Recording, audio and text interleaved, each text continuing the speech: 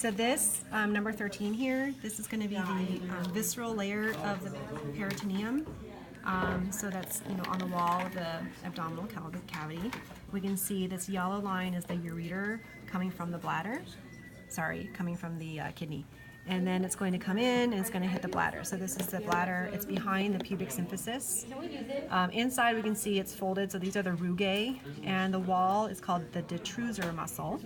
And when the detrusor muscle, which is smooth, contracts, it expels the urine. So it helps push it out through the urethra. In the wall, like here and here, you would find the internal urethral sphincter, which is smooth muscle. When we see the urethra beginning on a male model, this is the first segment, it's called the prostatic urethra because it runs through the prostate gland. And the prostate gland also has another sort of duct through it. This is called the ejaculatory duct, where semen and the sperm will come and sort of mix here. So this is the ejaculatory duct, and the ejaculatory duct will meet with the prostatic urethra and then continue out through the penis. So in this area we can also see that this is a muscle, and this is that pelvic floor muscle, which we call the urogenital diaphragm. And in this muscle there's two things that you want to know for the male. They are both invisible on this model, but the things you want to know is that this is where we have the external urethral sphincter that you can control, and also the bulbourethral gland that makes pre-ejaculate. They're both found in this muscle.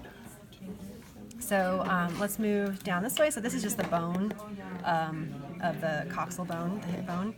So here we have the penis, right? So we have the spongy urethra coming down like this, and this is because it's inside of a tissue called corpus spongiosum. So this dark red would be corpus spongiosum. And the other tissue that you can see here is going to be the corpus cavernosum, which is a different erectile tissue. But both of these tissues are erectile, and they have lots of spaces that fill with blood during an erection.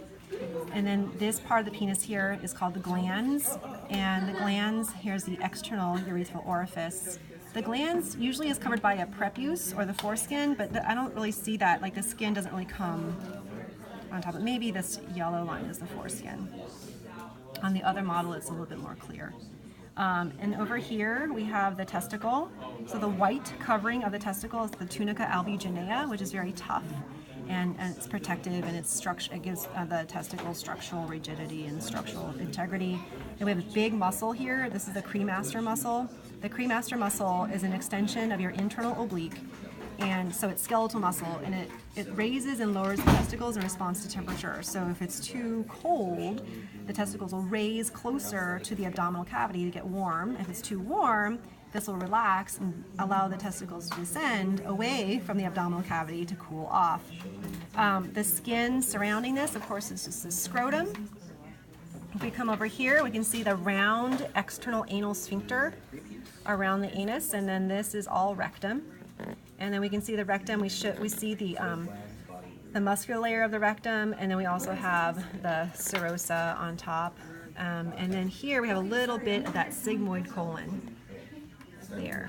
Okay, and that's pretty much it for this model.